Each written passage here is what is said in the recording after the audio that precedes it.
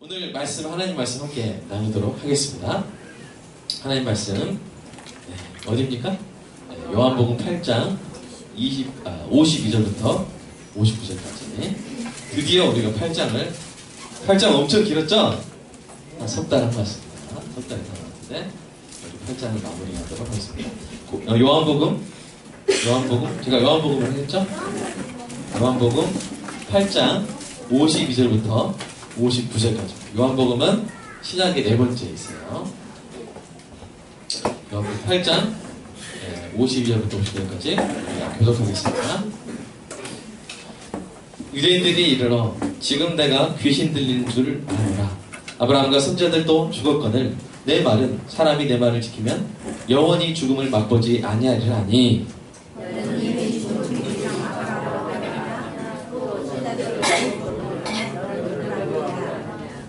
예수께서 대답하시되 내가 내게 영광을 돌리면 내 영광이 아무것도 아니거니와 내게 영광을 돌리시는 이는 내 아버지시니 곧 내가 너희와 너희가 너희 하나님이라 칭하는 그이시라.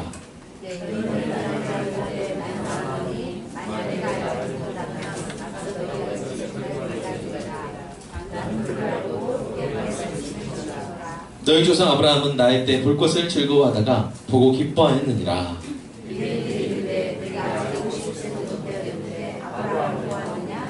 예수께서 이르시되 진실로 진실로 너희에게 이르노니 아브라함이 나기 전부터 내가 있느니라 하시니 그들이 돌을 들어 치려 하면은 예수께서 숨어 성전에서 나가시니라.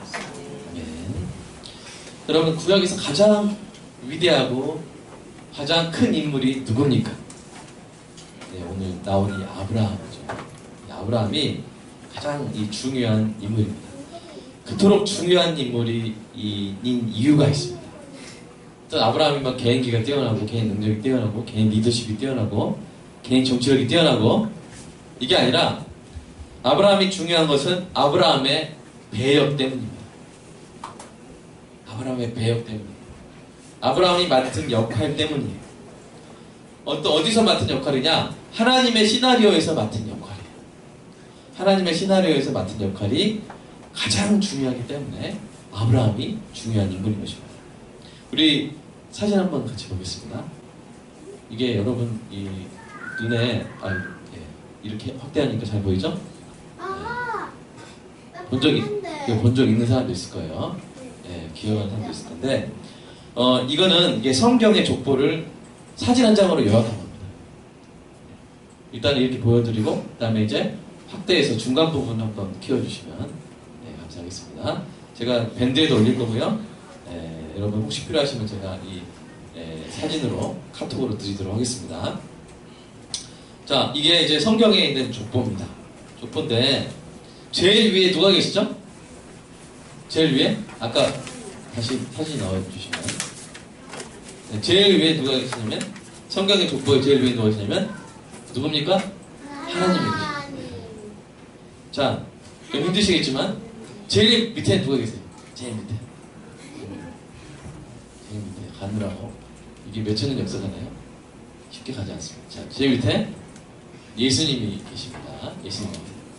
자, 그 예수님 계시고 쭉 연결되는 게 이게 족보입니다. 그러니까 성경은 족보라고 할 수도 있어요. 여러분 집에 족보 있습니까? 족보 있는 가만 이렇게 하시는데 예수 믿으면 진짜 족보가 주어집니다. 저희 집에 족보가 있습니다. 제 족보는 바로 이 성경이에요. 여러분도 그렇습니까? 네. 족보에는 뭐가 써있어요? 이름들이 써있죠. 성경은 이름들이 써있는 족보고요. 성경에 중간중간 나오는 이야기들은 그 족보를 설명하는 거예요. 족보를 중심으로 보면 이게 성경의 족보입니다. 이 성경의 족보 중에서 보면 형제 족보가 3번 나와요. 형제에서 갈라집니다. 첫 번째 갈라지는 것이 이제 누구랑 누가 갈라집니까? 가인과 아벨이 죽었죠. 그래서 가인과 셋이 갈라집니다.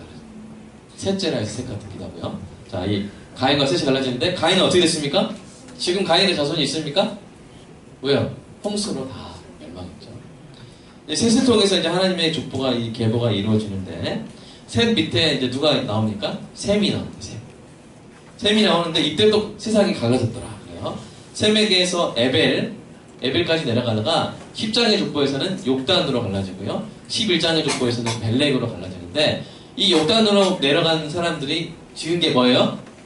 바벨탑이에요. 바벨탑은 왜 지었어요? 자신들의 이름을 산 가운데 드널리려고, 이름을 남기려고. 근데 그들의 이름이 남았습니까? 여러분 바벨탑 건축가 이름 알아요? 몰라요. 여러분 밝혀낼 수 있을까요? 없어요. 왜요? 하나님이 그들의 이름을 아예 지워버렸기 때문에. 그런데 하나님이 인간들의 어떤 자신들의 어떤 힘으로, 조직력으로 이제 하나님보다 더 높아지고 하나님만큼 높아지고 자신의 이름을 드러내려는 그 시도는 하나님이 막으시고 이제 하나님이 그것과 구별된 새로운 일을 시작하십니다. 그게 뭐냐면 바로 벨렉을 통해서 누구를 이 땅에 낳게 하시고 선택하십니까? 바로 아브라함을 선택하십니다. 아브라함한테 뭐라고 하시냐면 내가 너 이름을 창대케 할 것이다. 그래서 이 셈의 족보에서 셈이라는 말의 뜻은 이 셈이 어떤 그 사람의 이름이기도 하지만 셈은 이름이라는 뜻이에요. 그러니까 셈의 이름은 이름이에요. 그러니까 좀 웃기긴 해요. 여러분 저한테 이름이 뭐예요? 그럼 제가 이름입니다. 이렇게 하면 약간 비슷한 거예요. 이 사람은 이름이에요. 근데 뭐요? 이 사람의 선택, 사람들의 어떤 시도는 이름이 없어지는 결과를 낳았고요. 탑을 높이 쌓았지만 하나님의 시도는 한 사람, 아브라함을 선택해서 그 사람의 이름을 창대케 해주는 것이죠. 그럼 어떤 식으로 창대케 해주시느냐? 바로 그 자손에서 누가 나와요? 다윗도 나오고 제일 밑에 누가요? 예수님이 나와요. 그러면 왜 그렇게 하셨는가? 하나님이 사람을 선택하셔서 복을 주시고 그 사람이 뭐가 되게 하세요? 복의 근원이 되게 하세요. 그 사람을 통해서 옆 사람이 복이 없는 사람이 복을 받게 하시는 거예요. 주일날마다 이루어지는 게 뭐냐면 하나님이 여러분에게 복을 부어주시는 것입니다. 말씀이 복인 줄 믿습니다. 여러분이 복이 가득 찬 이제 통이 돼서 세상에 나가서 복을 퍼뜨립니다. 여러분 프리지아 꽃향기가 나는 프리지아 꽃 좋아하시는 분 있습니까? 좋죠. 꽃향기가 나는 그 어떤 방향제에다가 그 꽃향기를 집어넣고 여러분 어디에다 놓겠습니까? 1번 프리지아 꽃밭에 놓겠다. 2번 화장실에 놓겠다. 몇 번이에요? 화장실에 놓겠죠? 왜요? 향기가 없는 것에 향기를 풍겨야 되니까. 여러분 주일날 복을 받고 세상 가운데 나아가서 복을 그리스도의 향기를 풍기시기를 주님의 이름으로 축복합니다. 이 놀라운 위대한 시나리오에 아브라함이 하나님이 선택한 배역으로 주인공으로 선택이 된 거예요. 그리고 그것을 완성하신 분이 누구냐면 아브라함의 자손 누구예요? 예수님인 거예요. 그래서 아브라함을 통해서 많은 사람을 복을 받았고요. 그리고 결과적으로 가장 최종적으로 예수님을 통해서 수많은 사람들이 그 십자가를 믿는 자마다 복을 받은 줄로 믿습니다. 저와 여러분도 예수님 때문에 복을 받은 사람인 줄로 믿습니다. 그리고 이제 저와 여러분이 뭐예요? 또 복 없는 사람들한테 나가는 거예요. 여러분 주변에 성질 까칠한 사람들 있죠? 여러분 주변에 좀 성격이 안 좋은 사람들 있죠? 왜 그럴까요? 하나님이 그 사람들에게 여러분을 보내주셨기 때문에. 그래서 그 사람들이 여러분을 통해서 복을 받게 하기 위해. 그래서 여러분 막 이렇게 주변에 복 없는 사람들 이렇게 붙을 때, 하나님 이게 뭡니까? 하나님 좀 다 쫓아주시고 좀 주변에 성격 좋고 예수 믿는 사람만 좀 붙여주세요. 하나님이 그렇게 해주실까요? 만약 그렇게 해주신다면 여러분 지금 복이 없기 때문입니다. 여러분이 복이 있다면 하나님이 복이 없는 사람한테 보내실 줄로 믿습니다. 여러분이 사업장도 어떻게 보면 복이 없는 사람들 가운데 보내실 수가 있어요. 여러분 그거를 싫어하지 마세요. 하나님 저는 부자들 동네에 보내실 줄 알았는데 왜 이런 동네에 보내셨나요? 그러지 마세요. 이유가 있습니다. 이유가 있어요. 거기서 뭐가 되라? 복의 근원이 되라. 이유가 있어요. 그래서 사랑하는 여러분, 이런 복 있는 자, 그래서 하나님의 복을 사는 사람한테 전하는 이 모든 하나님의 위대한 시나리오의 첫 번째 캐스팅 된 사람이 누구냐? 바로 아브라함입니다. 아브라함이 그래서 중요한 겁니다. 아브라함이 잘생겼다. 아브라함이 능력이 많다. 비행기가 아주 뛰어나다. 이게 아니라 아브라함이 중요한 이유가 뭐라고요? 복 있는 사람의 첫 번째 사람 주자로 캐스팅 되었기 때문에 이제 성경은 이제 계속 이어 달리기 할 겁니다. 아브라함 첫 번째 주자로 막 달리고 그 바통을 계속 아브라함의 바통, 믿음의 바통을 계속 히브리서 보면 그 이어 달리기에 나와요. 믿음으로 아브라함 하면서 그 다음에 그 믿음으로를 누가 받아요?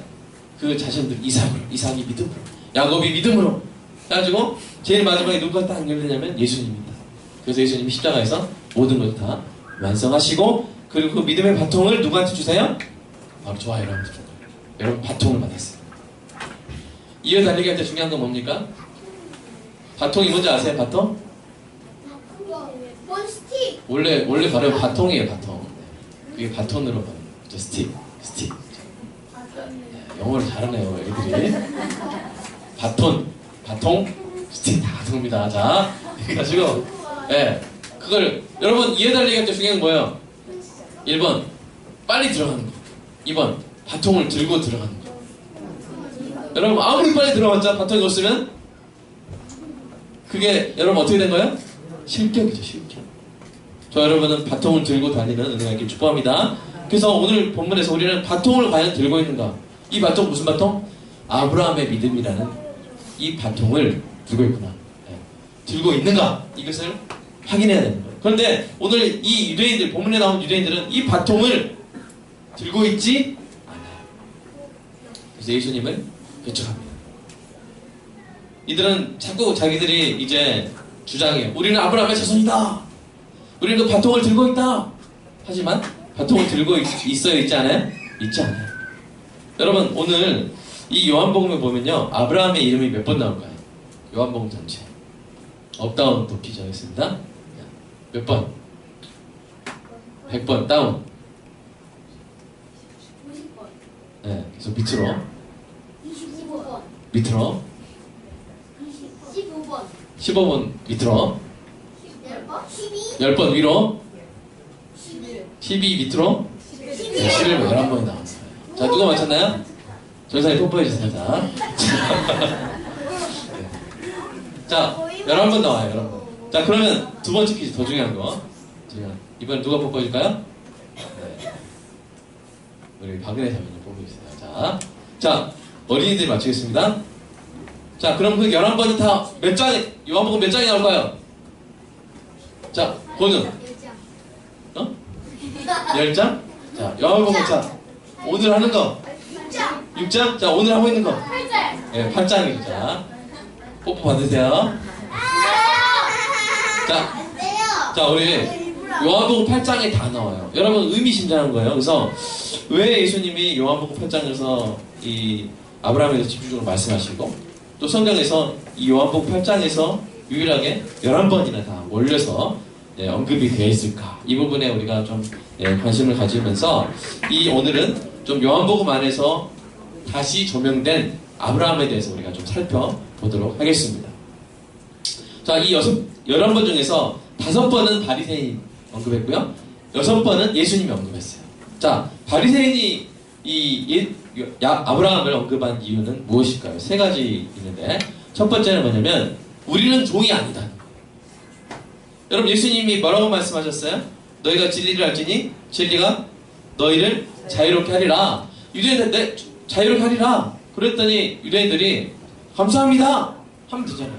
근데 그게 아니라 뭐요? 우리는 남의 종이 된 적이 없어요. 우리는요 아브라함의 자손입니다. 이렇게 자부심을 드러낸 거예요. 죄의 종이 아니라는 거예요. 그러나 사실은 그게 아니었죠. 지금까지 열심히 배웠지 않습니까? 자, 두 번째 이유는 뭐냐면 아브라함과 예수님을 비교해서 예수님을 깎아내리려고 하는 거예요. 52절 보시면 아브라함과 선자도 죽었거든요. 그 다음에 53절 보시면 너는 이미 죽은 우리 조상 아브라함보다 크냐? 그러면서 예수님을 깎아내리려고 아브라함을 언급하면서 이렇게 비교를 한 거예요. 세 번째 분은 예수님이 아브라함에 하신 말씀을 반박하게. 자, 56절 말씀 한번 보세요. 무슨 말씀입니까? 한번 읽어볼까요? 시작. 너희 조상 아브라함은 나의 때 볼 것을 즐거워하다가 보고 기뻐하느냐. 이게 무슨 말이에요? 아브라함은 예수님보다 4,000년 이상, 거의 5,000년, 4,000년 이상 이전의 사람인데 네? 지금 뭐라고 말하고 있는 거야? 아브라함이 예수님이 때 올 것을, 예수님의 때를 볼 것을 즐거워하다가 보고 기뻐했다. 과거형으로 말하는 거예요. 과거형으로 말해요. 여러분, 제가 이번 주에 이제 6째가 태어났습니다. 이름이 보배입니다. 제가 결혼하기 전에 보배가 날 것을 보고 기뻐했을까요? 나는 나중에 6명이나 애기 낳을 거야. 보고 기뻐 할 수 있어요, 제가? 없죠. 오늘 감사한금은 6만 원 했어. 6째라서 7만 원 할 일 없기를. 하나님의 뜻이니까 잘 모르겠습니다만. 어쨌든 사랑하는 여러분, 그럴 수 없잖아요. 미래의 일을 내가 미리 알고 보고 기뻐할 수 있나요? 아주 이상한 말씀 하신 거예요. 무슨 타임머신 하셨나? 하는 어떤 그런 말씀을 하신 거예요. 그래서 그 말씀에 대해서 아주 어이가 없으니까 이 유대인들이 뭐라 한 거예요? 자, 57절. 야, 네가 아직 50도 안 됐는데 아브라함을 보았는가? 4,000년 전, 아니, 이때로부터 2,000년 전이네요. 지금부터 4,000년 전. 2,000년 전에 그 사람을 네가 봤다고? 라고 이렇게 이 반발을 한 것이죠. 바리새인들은 그런 이유로 이야기했습니다. 그런데 예수님은 어떤 이유로 이야기했을까요? 두 번째. 자, 첫 번째 이유는 이것입니다. 구원받는 데는 이 혈통적으로 아브라함의 자손이라는 사실이 중요한 게 아니라는 거예요. 예수님은 무엇을 전하러 오셨습니까? 구원의 복음을 전하러 오셨어요. 근데 그들이 자기 구원 문제에 대해서 안심하고 있으면 돼야 안 돼요. 여러분, 어떤 사람이 암에 걸렸어요. 어떤 사람이, 우리 교회 아닌 어떤 사람이. 근데 그 사람이 암이 낫고 치료받으려면 자기가 암에 걸렸다는 것을 인정을 먼저 해야 되잖아요. 그죠? 근데 자기는 어떻게 생각하냐면, 난 암 안 걸렸고 난 건강해. 난 치료가 필요 없어. 난 의사 필요 없어. 하면 그 사람은 어떻게 되겠어요? 지금 예수님 오셨을 때 이 사람들 다 죽음에 이르는 병에 걸려 있어요. 치료를 받아야 돼요. 복음이라는 약을 먹고 치료를 받아야 돼요. 근데 자기들이 다 건강하다는 거예요. 왜요? 그 이유가 뭐냐면 우리는 아브라함의 자손이니까. 그러니까 예수님이 뭐라고 말씀하십니까? 지금 그게 중요한 게 아니다. 네? 하나님의 아들에서 혈통이나 육정을 아는 것이 아니다. 이것을 말씀해 주시기 위해서 예수님이 이 말씀을 하신 거예요. 야, 너희가 아브라함의 자손이면, 두 번째 말씀, 오른편에. 아브라함 행한 일도 할 것이거늘 너희 지금 나 죽이려고 하지 않느냐. 아브라함은 그렇게 안 했다. 너희는 아브라함의 믿음의 바통을 잡지 않았다. 라고 이 예수님이 말씀을 하고 계신 것입니다. 두 번째는 이런 이유로 말씀하셨어요. 아브라함과 예수님의 구속사적인 연관성과 하나님의 성질을 가르치기 위해서. 그게 바로 56절 말씀입니다. 어떻게 아브라함과 예수님이 연결되는가? 오늘 그것을 배우도록 하겠습니다. 여러분 신나시죠? 네, 신납니다. 우리 아브라함과 구약과 신약이 막 어떻게 연결되나? 여러분 엄청 고민했죠? 말씀하다가 아브라함과 예수님 어떻게 연결될까? 고민했죠? 오늘 그것을 해결해 보도록 하겠습니다. 세 번째, 마지막으로 예수님이 아브라함을 언급했는데 예수님의 선제성. 선제성은 뭘까요? 먼저 내가 존재했다. 그래서 즉 하나님 계심을 가르치기 위해서였는데 이런 말씀 속에 나와 있습니다. 아브라함이 나기 전부터 내가 있었습니다. 예수님은 아브라함이 나기 전부터 계신 하나님의 아들이신 줄로 믿습니다. 그래서 여러분 예수님은 생일이 있을까요? 없을까요? 우리 주일학교 아이들. 왜 없죠? 없어요. 자, 왜 없죠? 세상 창조하기 전부터 있었어요. 네. 시작이 없죠? 예수님은.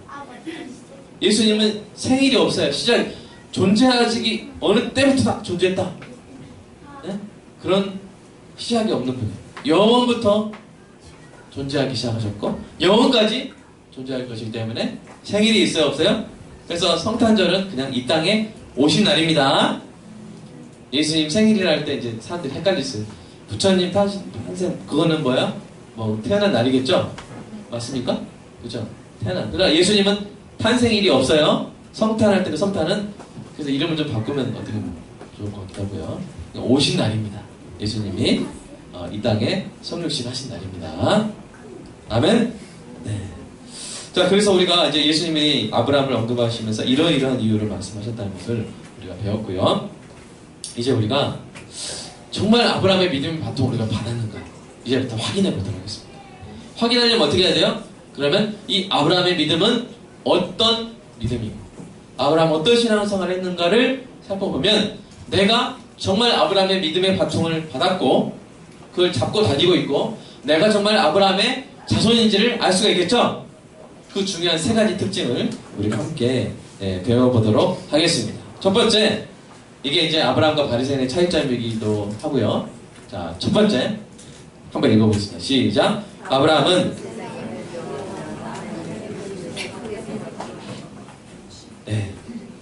이게 아브라함의 믿음의 바통의 첫 번째 특징이에요. 아브라함은 세상의 부귀영화보다 하나님의 부르심을 더 크게 생각을 했습니다. 여러분, 하나님의 아브라함을 75년 살아서 자기 고향에서 부르셨어요. 봐봐, 어느 지역에서 75년 살고 또 아브라함이 보니까 부유했던 것 같아요. 부유하고 그러면 그 지역에서 얼마나 존귀 여김을 받았겠어요. 그죠? 그 지역에서 아주 귀히 여김을 받았다. 그런데 어떻게 하나님 말씀하셨어요? 내가 너에게 지시할 땅으로 가라. 이미 지시한 게 아니라 지시할 땅. 그래서 히브리서에 뭐라고 말합니까? 갈 바를 알지 못하고 떠나버렸어요. 그러니까 이 아브라함에게 중요한 것은 뭐예요? 세상의 부귀영화가 아니라 뭐야? 하나님의 부르심을 아브라함이 더 크게 생각을 한 것입니다. 윌리엄 바클레이라는 신학자 이렇게 말했어요. 세상은 성공한 야심가를 존귀하게 여긴다. 그러나 영원만이 참된 존귀함이 어떤 것인지 판별해낸다. 영원의 판단은 시간의 판단과 다르다. 그러니까 영원한 이 시간 속에서 정말로 존귀한 게 무엇인지가 드러난다는 것입니다. 이 땅의 짧은 시간에서 판단되는 것이 아니라 여러분의 존귀함은 영원한 시간 속에서 드러나게 될 줄로 믿습니다. 아멘. 그 존귀함을 아브라함은 추구하면서 살았다는 것이죠. 하나님의 부르심에 순종하는 것, 그게 저와 여러분의 존귀함인데 그 존귀함을 아브라함은 세상의 부귀영화보다 더 크게 생각을 했습니다. 여러분 생각해보세요. 아브라함이 75세 때 이룰 거 다 이루고 고향을 떠날 때 사람들이 뭐라고 했을까요? 바보 같은 짓을 하냐고. 왜 그런 짓을 하냐고. 왜 여기 이 고향을 떠나서 어디로 갈지도 모르고 왜 가냐고 도대체. 아마 그렇게 했을 것입니다. 그러나 아브라함은 하나님의 부르심을 믿고 거기에 순종함으로 길을 떠난 것이죠. 그리고 그 아브라함의 소망이 이제 어떤 것이었는지 히브리서에서 말하고 있습니다. 우리 히브리서 말씀 한번 읽어볼까요? 시작. 믿음으로 아브라함은 부르심을 받았을 때 순종하여 장래 유업으로 받은 땅에 나아갈새 갈 바를 알지 못하고 나아갔으며 믿음으로 그가 이방의 땅에 있는 것 같이 약속의 땅에 거류하여 동일한 약속을 유업으로 함께 받은 이삭 및 야곱과 더불어 장막에 거하였으니 이는 그가 하나님이 계획하시고 지으실 터가 있는 성을 받았습니다. 아브라함은 장막에 거했어요. 평생을 자기 좋은 땅, 75년 딱 살았던 그 좋은 자기 집을 버리고 이제 남의 땅에 온 거예요. 남의 땅. 가나안 땅에 왔는데 가나안 땅이 사람이 없는 땅이었어요? 아니에요. 사람이 많은 땅이었어요. 거기서 뭐 했어요? 장막에 텐트 치고 살았어요. 평생 그 이후로 텐트 치고 살았어요. 우거했다고 성경이 말했죠. 그런데 그렇게 한 이유는 뭡니까? 그가 하나님이 지으실 성을 바라봤습니다. 이렇게 히브리서가 이야기를 하고 있죠. 하나님이 나를 부르셨으면 분명 이 땅이 어떤 것보다 좋은 곳으로 나를 보내실 것이다. 그곳을 바라보면서 살았던 것입니다. 그러나 이 아브라함의 자손이라고 주장하는 유대인들은 어땠습니까? 아브라함을 전혀 닮지 않았어요. 그들은 자신의 권위, 자신의 존귀함을 지키기 위해서 위선적인 외식을 해했고 하나님의 아들을 배척했습니다. 저는 이 부분에 이르러서 참 많은 생각을 했어요. 나는 세상의 부귀영화보다 하나님의 부르심을 더 크게 생각하고 있다. 여러분 한번 자신 스스로에게 물어보시기 바랍니다. 나는 하나님 부르심을 더 크게 생각하고 있는가? 여러분 물론 이 땅에서 부자가 되기 위해서 이 땅에서 영향력 있는 사람이 되기 위해서 노력하시기 바랍니다. 그러나 목적이 뭔가가 중요합니다. 나는 왜 그렇게 노력을 하는가? 하나님의 뜻대로 이 땅에서 빛과 소금 역할을 감당하시기 위해 그렇게 열심히 노력하시기를 축복합니다. 그래서 그게 목적이 아닌 거예요. 세상 부귀영화가 목적이 아닌 거예요. 정치인들이 정말 내가 나라를 위해서 하겠다 그렇게 목적을 잡고 시작을 해도 나중에 어떻게 돼버려요? 타락하게 돼요. 내 자리를 지키는, 내 권위를 지키는, 내 이익을 지키는. 그래서 법이 자꾸 보수적으로 되고 서민들에게 불리하게 이렇게. 이 국회의원 되면 아주 경제적으로 상류층에 올라가 버리잖아요. 그죠? 그러다 보니까 이제 이 법을 만들 때 처음에 시작했던 그 청운의 푸른 꿈은 막 사라지고 자기 자리를 지키려고 하는 그런 이 기득권층이 돼버리는 것을 볼 수 있잖아요. 그게 아니라 예수 믿는 여러분은, 또 여러분 자녀들은 이 중에 정치인들도 나시길 축복합니다. 정치하지 마! 세상에 부귀영화 쫓지 마! 이게 아니에요. 목적이 중요한 겁니다. 가서 어떻게 하느냐가 중요한 것이죠. 정말 존경받는 지도자들 나시기를 축복합니다. 아브라함은 그렇게 살았어요. 이 땅의 부귀영화보다 하나님의 부르심을 더 귀히 크게 여겼습니다. 이것이 여러분에게 있는지 돌아보시기를 주님의 이름으로 축복합니다. 이것이 여러분에게 있습니까? 세상의 부귀영화보다 하나님의 부르심을 더 크게 생각하는 것이 여러분에게 있습니까? 두 번째, 아브라함의 특징, 아브라함의 그 믿음의 바통의 특징이 뭐냐면, 아브라함은 하나님과 하나님의 사자들을 알아보고 자신의 주님으로 영접을 했어요. 그러니까 하나님을 영접했다는 거예요. 심지어 성경학자들 가운데서는 창세기 18장의 사건 아시나요? 소돔과 고모라 멸망시키기 전에 하나님이 새 사람 형상으로 오셨잖아요. 그때 심지어 예수님도 그때 오셨다고 주장하는 분도 있어요. 왜냐면 이 39절 보시면, 오늘 말씀 39절 보세요. 네, 한번 읽어볼까요? 39절 시작. 대답하여 이르되 우리 아버지는 아브라함이라 하니 예수께서 이르시되 너희가 아브라함의 자손이면 아브라함이 행한 일들을 할 것이거늘. 40절 보시면 제일 마지막에 아브라함은 이렇게 하지 아니하느니라. 자, 이 말은 어떤 느낌이 주나요? 지금 예수님이 사람들에게 오셨을 때 사람들이 예수님을 배척하고 죽이려고 그랬잖아요. 그죠? 그럼 자기는 아브라함의 자손이래요. 근데 예수님이 뭐라고 말씀하셨냐면, 야, 아브라함은 아니랬어. 이 말은 그 안에 암시되는 게, 내가 아브라함 집에 가봤어. 근데 너희들처럼 이러지 않았어. 딱 보고 알아봤어. 주여 하고 영접했고, 이렇게 귀한 음식으로 대접했어. 아브라함 이러지 않았어. 근데 너희들 어떻게 아브라함 자손할 수 있어? 마치 이런 느낌을 받는다는 것이죠.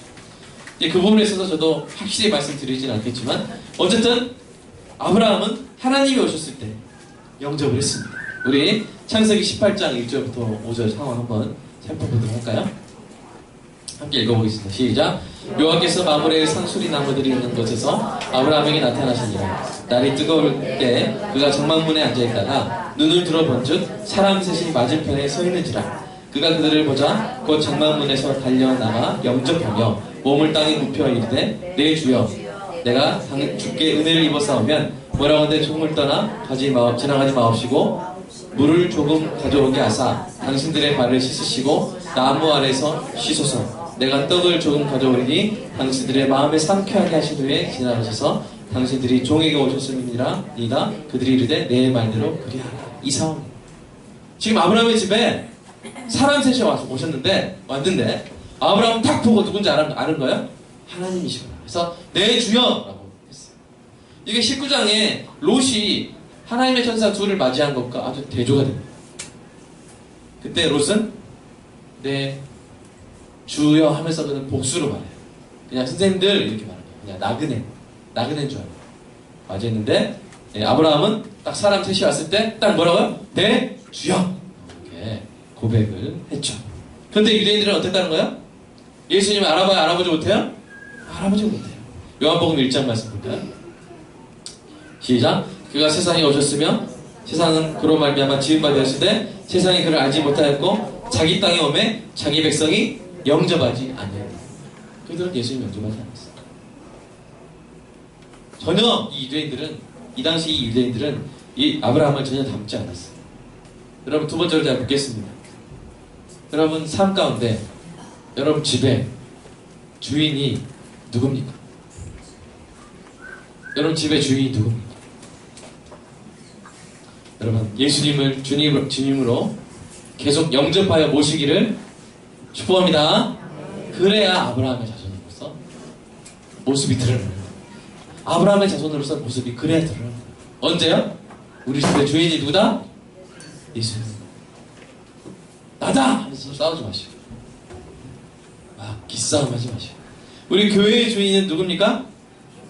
예수님. 목사가 주인입니까? 아닙니다. 장로님이 아닙니다. 권사님, 집사 아닙니다. 누가 주인이세요? 예수님. 우리가 예수님을 주님으로 영접해야, 그리고 계속 모셔야 뭐야? 아브라함의 자손인 거예요. 그 믿음의 바통을 우리는 쥐고 있는 거예요. 여러분, 우리는 그렇게 하고 있는지 돌아보면 좋겠습니다. 자, 세 번째, 이 아브라함에 대해서 예수님이 놀라운 사실을 이제 말씀하시죠. 자, 가로 2번 한번 보여주실래요? 가로 2번. 읽어볼까요? 시작. 오실 때를 바라보고 기뻐했어요. 누가요? 아브라함. 여기서 여러분 깜짝 놀라야 돼요. 아까 처음에 이제 한번 놀라서 두 번째는 좀 여러분 이제 익숙하실 수 있지만, 어떻게 2000년 전에 있었던 사람이 2000년 후에 오실 예수님을 어떻게 그 오실 때를 보고 즐거워하다가 보고 기뻐할 수 있습니까? 여러분, 이게 이제 우리의 질문이죠. 근데 어떤 분은 이것을 이게 이상하니까 이렇게 해석하는 분도 있어요. 뭐냐면, 지금 아브라함이 예수님이 오셨을 때 어디 있습니까? 예수님 오신 당시에 지금 그때 아브라함은 어디 있었을까요? 하늘나라에 있었겠죠? 하늘나라에 있었겠죠. 그러니까 하늘나라에서 천국에서 보고, 야, 드디어 오셨구나. 기뻐했다.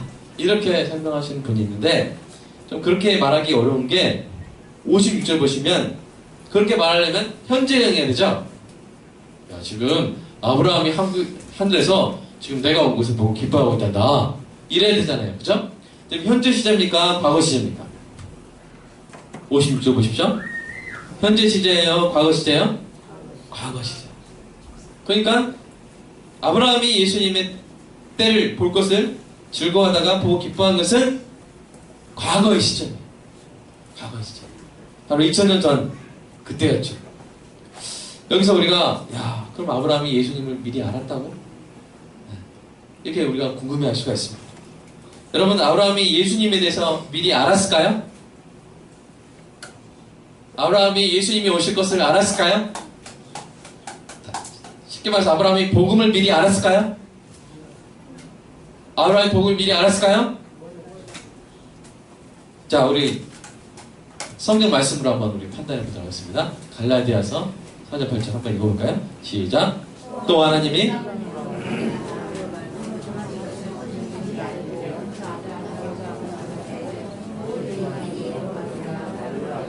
네, 갈라디아서는 뭐라고 말하고 있냐면요, 복음이 뭡니까? 예수 믿고 복음이, 그 복음을 먼저 누구한테 전했다고요? 제일 먼저? 아브라함에게 전했다. 그것이 구약의 언어는 뭐라고 써있냐면, 모든 이방인이 너로 말미암아 복을 받으리라고 그렇게 표현되어 있지만, 그 안에 정말 아브라함이 받은 건 뭐냐? 복음이라는 거예요. 여러분, 이거 제 주장입니까? 성경의 증언입니까? 아브라함이 복음을 받았습니다. 아멘? 로마서를 보면 아브라함이 구원받은 것도 예수를 믿어서 구원받은 거예요. 그것이 시간 되면 제가 자세히 설명드리도록 하겠습니다. 그 다음에 갈라디아서 3장 14절 말씀 볼까요? 시작. 이는 그리스도 예수 안에서 아브라함의 복이 이방인에게 미치게 하고 또 우리로 하여금 믿음으로 말미암아 성령의 약속을 받게 하려 합니다. 자, 무슨 복이 누구 안에서? 아브라함의 복이 누구 안에서? 예수 안에서. 그러니까 아브라함의 복은 예수님과 관련된 복이라는 거예요. 아멘입니까? 그냥 뭐 물질의 복, 건강의 복 이런 복이 아니라, 명예의 복 이런 게 아니라, 아브라함의 복은 예수 안에 있는 복이라는 거예요. 자, 가장 특징적으로, 자, 갈라디아서 3장 16절 한번 읽어볼까요? 시작. 이 약속들은 아브라함과 그 자손에게 말씀하신 것인데 여럿을 가리켜 그 자손들이라 하지 아니하시고 오직 한 사람을 가리켜 내 자손이라 하셨으니 곧 누구라? 그리스도라. 자, 그 장면을 보여드릴게요. 창세기 12장 10절 시작. 여호와께서 아브라함에게 나타나 이르시되 내가 이 땅을 내 자손에게 주리라. 여러분, 상식적으로 생각해보세요. 저만 해도 지금 자손이 많잖아요. 많잖아요. 그러면 앞으로 얼마나 몇 대만 지나가면 막 많겠죠? 그죠? 보통은 자손들에게 주리라 그래야 되잖아요. 내가 이 땅을 대대손손 네 자손들에게 줄 거야 이래야 되잖아요. 단수를 써야 돼요? 복수를 써야 돼요? 상식적으로는 복수를 써야 돼요. 근데 하나님 뭐라고 썼냐면 네 자손에게 줄 거다 그랬어요. 이거를 사도 바울이 어떻게 해석하냐면 누구라는 거야? 그 전 말씀 다시 들려주세요. 누구라는 거예요? 곧 누구라? 그리스도라.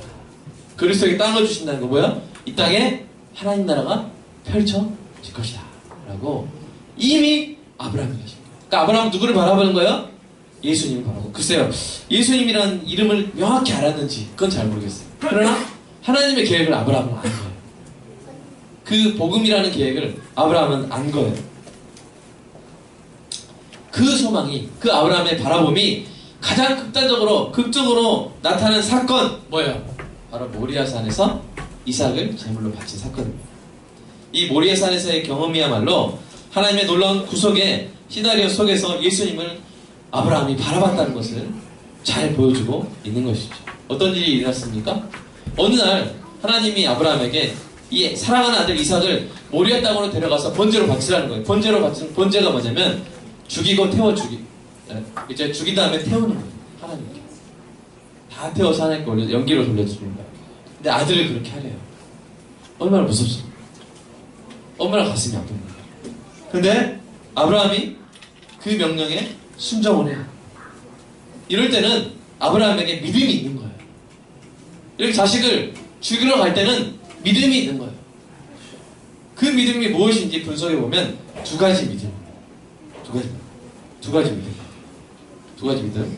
그 믿음 뭐냐? 첫 번째, 혹시 이것도 돼 있나요? 네, 한번 읽어볼까요? 시작. 설령 아들을 제물로 바쳐도 하나님이 능히 다시 살리실 수 있음을 믿었어요. 그러니까 아브라함은 아들을 아예 버리러 간 게 아니에요. 하나님은요, 자식을 제물로 바치는 것을 기뻐하시는 분이 아닙니다. 아멘. 그래서 창세기 22장에도 하나님이 시험하시면 꼭 표현이 들어가 있어요. 놓치지 마세요. 하나님이 진심으로 이렇게 하신 게 아니에요. 하나님이 아브라함 뭐 하시려고? 시험하시려고. 그래서 아브라함이 아들 이삭을 바칠 때도, 번제로 드리려고 갈 때도 진짜 죽여버리려고. 그리고 영원히 이제 못 볼 것을 각오한 게 아니라 설령 내가 바쳐도 하나님 뭐 하실 것이다? 하나님 분명히 살리신다. 이 믿음이 아브라함에게 있었습니다. 그게 어디서 나타나냐면요. 자, 창세기 22장 5절 한번 읽어볼까요? 시작. 이 아브라함이 종들에게 이르되 너희는 나귀와 함께 여기서 기다리라. 내가 아이와 함께 저기 가서 예배하고. 자, 뭐라고 하냐, 아브라함이 이 모리아 땅 밑에서, 산 밑에서 이제 가는 거예요. 이제 번제 바치러 갔는데 종들은 기다리러 가는 거예요. 그러면서 야, 갔다가 내가 올게. 이게 아니라 갔다가 우리가 올게. 재물이 뭔데? 재물이 아들인데. 물론 이제 애기를 거짓말 친 걸까요? 이삭이 깜짝 놀라서 도망갈까봐? 아니, 왜 단수를 썼지? 왜 도망갈까봐? 아니죠. 그래서 히브리서에서 이렇게 말합니다. 히브리서 말씀을 읽어볼까요? 시작. 그가 하나님이 능히 이삭을 죽은 자 가운데서 다시 살리실 줄로 생각합니다. 그러니까 내가 번제로 드려도 하나님은 뭐 하실 것이다? 살리실 것이다. 결코 나는 아들을 잃어버리지 않을 것이다. 라는 믿음이 아브라함에게 있었던 거예요. 이게 첫 번째 믿음이고요. 두 번째 믿음은 더 희미했지만 더 위대한 믿음이었어요. 두 번째 믿음은 더 희미했지만 더 위대한 믿음이었는데 그 믿음이 바로 창세기 22장 8절에 드러납니다. 한번 같이 여러분 읽어보겠습니다. 시작. 아브라함이 이에 번제나무를 가져다가 그 아들 이삭에게 지우고, 함께 읽겠습니다. 시작. 불과 칼을, 자, 나오나요? 네. 창세기 22장 6절부터 함께 읽겠습니다. 시작. 아브라함이 이에 번제나무를 가져다가 그의 아들 이삭에게 지우고 자기는 불과 칼을 손에 들고 두 사람이 동행하더니 이삭이 그 아버지 아브라함에게 말하되 이르되 내 아버지여 하니 그가 이르되 내 아들아 내가 여기 있노라. 이삭이 이르되 불과 나무는 있거니와 번제할 어린 양은 어디 있나이까. 아브라함이 이르되 내 아들아 번제할 어린 양은 하나님이 자기를 위하여 친히 준비하시라고 두 사람이 함께 나아가자. 어떻게 보면 시그널이 잘 흐를 수 있는 질문이에요. 제물을 바칠 죽어야 되는 그 아들이 말하는 거예요. 아버지, 아마 이 나이가 17세 정도 됐을 거예요. 종민이 나이 정도 됐을 거예요. 종민이 몇 살이지? 딱 맞네. 17세. 종린이를 제가 그래서 제가 아빠고 종린이 이제 죽여야 돼. 살해해서 제물을 바쳐야 돼. 근데 갑자기 종린이가 눈이 똘망똘망하게 아버지 근데요 불도 있고요 제물을 태울 불도 있고요 제물을 죽일 칼도 있는데 어린 양은 어딨죠? 얼마나 깜짝 놀라서 섬뜩했어요. 아니 눈치챘나? 근데 그때 이 아브라함이 뭐라고 했냐면 내 아들아 번제할 어린 양은 너야! 이렇게 한 게 아니라 깜짝 놀라고 왜? 깜짝 놀랐죠? 잘 깨시기 바랍니다. 자, 이게 아니라 번제할 어린 양은 하나님이 친히 준비하시리라.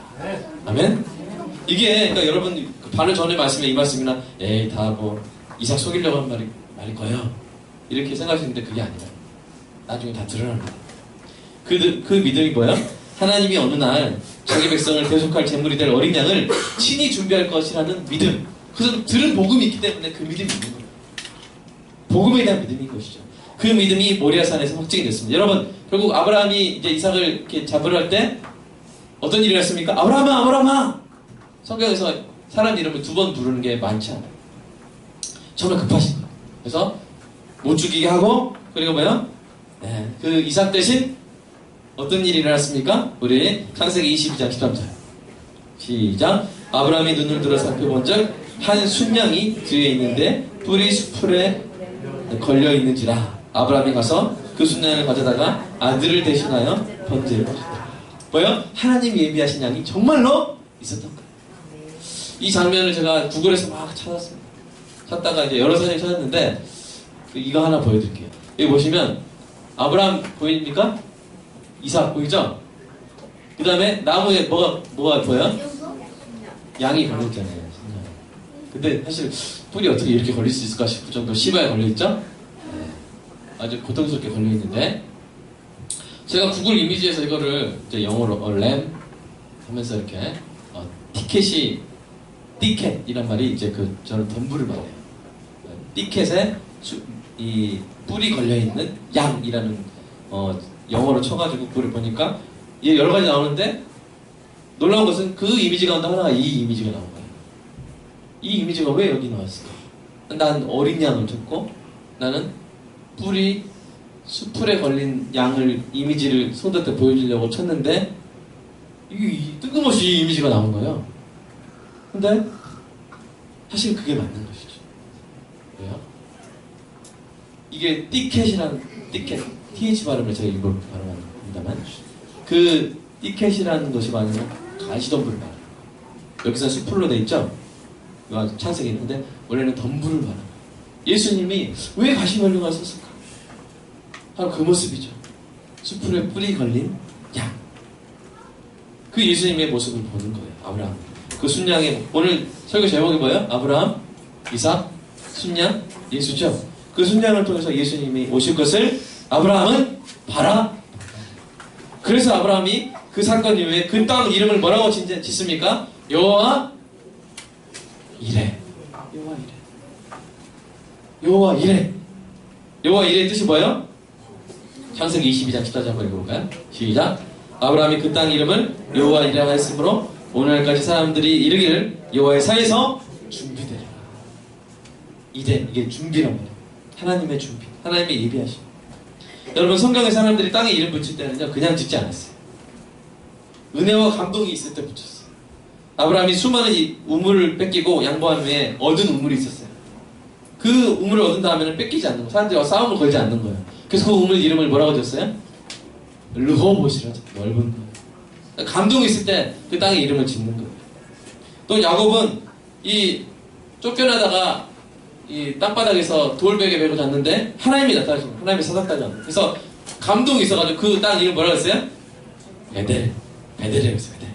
베델. 집, 엘, 하나님의 집. 그 다음에 또 야곱이 이제 돌아오는데 하나님의 이 사자들을 하나님의 군대 같은 사자들을 만나서 그 땅을 뭐라 그랬어요? 이름은 마하나임. 그리고 하나님과 씨름해서 기도를 하나님이 들어주시기로 한 곳을 그걸 또 뭐라 불렀어요? 분이엘. 그 여러분 삼손은 막 싸웠어요. 근데 너무 목이 말란 거예요. 근데 하나님 그 땅에서 샘이 터지게 했어요. 그래서 그 땅을 삼손이 뭐라 그랬어요? 고래는 고래인데 무슨 고래? 에나꼬레라고 이렇게 예, 삼손이 이야기. 너무 어려운 걸 제가 했나요? 네. 이렇게 불렀어요. 그러니까 어떤 특이한 사건이 있고 거기에 특별한 감동이 있을 때 이름을 붙였어요. 그러니까 지금 이 아브라함이 그 땅, 순양을 주신 그 땅을 이름 지을 때는 놀라운 감동이 있는 거예요. 놀라운 소망이 있는 거예요. 예수님이 오실 때를 보고 바라고 즐거웠던 거예요. 믿습니까? 네. 그것을 예수님께서 말씀하셨죠. 그리고 실제로 아브라함이 이삭을 제물로 바치려고 했던 바로 그 땅, 그 모리아 땅이 나중에 예루살렘 성전이 되고 2000년 후에 거기서 누가 실제로 죽으셨어요? 예수님이 십자가에 달려 죽으신 거예요. 그게 바로 하나님의 계획이라는 것이에요. 아브라함이 바라보고 그 예수님이 오실 날을 보고 기뻐하신 것입니다. 이것이 아브라함의 믿음의 절정이에요. 절정. 오실 주님을 바라보는 거예요. 그러면서 아브라함의 믿음의 세 번째 특징이죠. 사랑하는 여러분, 누가 아브라함의 자손입니까? 혈통적으로 아브라함의 자손이 이 아브라함의 그 계보를 속한 이 유대인들이 아브라함의 자손입니까? 아닙니다. 우리 갈라디아 3장 6절 7절 말씀 읽어볼까요? 네, 시작. 아브라함의 하나님을 믿음에 그것을 그에게 의로 정하셨다 함과 같으니라. 그런즉 믿음으로 말미암은 자들이 아브라함의 자손이라고 했죠. 믿음으로 말미암은 자들이 누구야? 아브라함의 자손. 오직 예수를 믿는 자만이 아브라함의 자손인 줄로 믿습니다. 그리고 그 아브라함의 믿음의 특징 세 가지 뭐였어요? 첫째, 세상의 부귀영화보다 하나님의 부르심을 더 크게. 두 번째, 뭐였어요? 예수 그리스도를 내 삶의 주인으로 영접합니다. 세 번째 뭐였어요? 오신 예수님을 이제 우리 입장에서는 오셨잖아요. 그리고 오실 예수님을 바라고 소망하는 거예요. 이 세 가지가 있어야 돼요. 이게 바로 아브라함의 자손입니다. 우리 한번 좀 우리 잠깐 기도하면서 좀 묵상하도록 하겠습니다. 여러분 눈을 감고 제가 고민하는 것처럼 여러분도 한번 고민해 보십시오. 나도 아브라함처럼 세상의 부귀영화보다 하나님의 부르심을 더 크게 생각하고 있는 거예요. 저는 딱 이 부분 다룰 때 참 마음이 아팠어요. 항상 다른 걸 보고 있는 제 모습을 발견하고 항상 이것과 이것 부르심과 이것을 좀 두 개 다 가질 수 없을까? 하나님의 부르심 받은 것 자체를 그 자체가 너무 커서 그것만으로 감사하고 기뻐해야 되는데 자꾸만 다른 것에 마음을 빼앗기는 제 모습을 보고 참 많이 괴로워하고 힘든 가운데 설교문이 작성이 됐어요. 여러분 돌아보시고 여러분 아브라함의 믿음의 바통이 여러분 손에 있는지 헛걸음하고 있는 건 아니지. 믿음 없이 달리고 있는 건 아니지. 첫 번째 뭡니까? 여러분 나는 정말 아브라함처럼 세상의 부귀영화보다 하나님의 부르심을 더 크게 생각하고 불 좀 뒤에 보시고 우리 한번 기도하겠네요. 두 번째 기도 제목, 나도 아브라함처럼 예수님을 내 삶의 주인으로 영접하고 물어보시고 회개할 거 있다면 회개하시고 세 번째로 나 이 땅에서의 삶 그 이상 오실 예수님을 내가 바라보고 살고 있는 그것이 나의 소망인가? 예수님 마라나타 주 예수여 어서 오시옵소서 하는 그 초대교회 성도들의 신앙이 나에게도 있는가? 아니면 당장 이 땅에서 누릴 것들만 내 가슴에 마음에 가득한가? 정말 지금 자기 자신을 돌아보는 기도를 한 2, 3분 잠깐 하도록 하겠습니다. 기도하겠습니다. 하나님 회개합니다. 이 아브라함의 믿음을 돌아보며 우리의 믿음이 정말 어떻게 해야 되는지 우리가 정말 붙잡고 달려야 되는 믿음의 고통이 무엇인지 돌아보는 시간을 가졌습니다. 하나님 저를 불쌍히 여겨주시고 우리의 믿음을 온전히 다시 세워주시옵소서. 다시 자리 잡게 하여 주시옵소서. 다시 균형을 찾게 하여 주시옵소서. 다시 믿음의 바통을 떨어진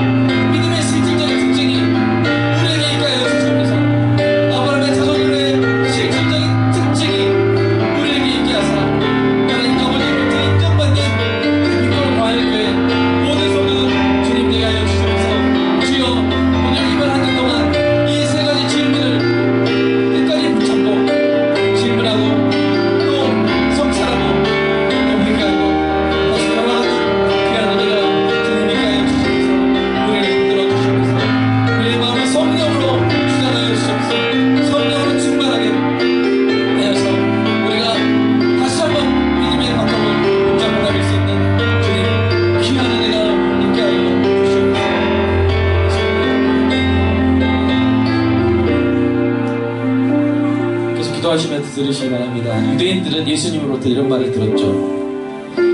너희가 아브라함의 자손이면 아브라함이 행한 일들을 할 것이거늘 지금 하나님께 들은 진리를 너에게 말한 사람이 나를 죽이려 하는도다. 아브라함이 이렇게 하지 않냐. 여러분, 어쩌면 예수님이 이 시대에 다시 이런 말씀을 하셔야 되겠습니까? 한국 교회를 향해서 이런 말씀을 다시 하셔야 되겠습니까? 너희가 아브라함의 자손이면 아브라함이 행한 일을 할 것이거든. 지금 뭘 하고 있느냐? 아브라함은 이렇게 하지 않냐? 이게 아니라, 이런 말씀을 듣는 것이 아니라, 저와 여러분과 우리 한국교회는 이런 말씀을 듣길 원합니다. 너희가 아브라함처럼 세상의 부귀보다 하나님의 부르심을 더 크게 여기고, 너희가 아브라함처럼 나를 주인으로 영접하며, 너희가 아브라함처럼 나를 바라고 기뻐하니 너희가 참으로 아브라함의 자손이로다. 이 말씀을 듣는 저와 우리 교회와 한국교회가 되기를 간절히 소망합니다. 제가 기도하고 마치겠습니다. 하나님 사랑합니다. 오늘 말씀 붙잡고 우리 이 말씀으로 믿음의 바통을 회복하는 우리 교회와 모든 한국교회 되게 하여 주시옵소서. 하나님, 주님을 사랑하는 마음으로 예물을 드렸습니다. 이 예물로 많은 사람들이 복음을 듣고 구원받는 은혜가 있게 하여 주시옵소서. 우리 주 예수 그리스도의 이름으로 기도드립니다.